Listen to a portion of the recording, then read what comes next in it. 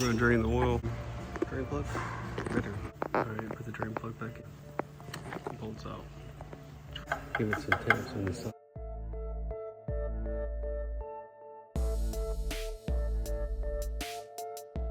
Alright, clean out the mating surface. I'm going to use a gasket.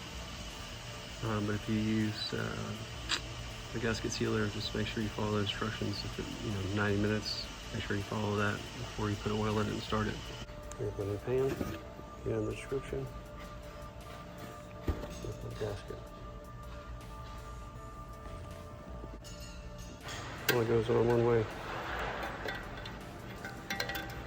Make sure the lines will line up. The holes will line up. Make sure your gasket's lined up good before you tighten it down. So we're gonna tighten these kind of alternating pattern, maybe here, there, just, and it says 16 foot-pounds.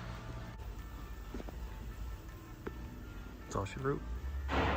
Just shy of 5 quarts. Use a full synthetic 0.20.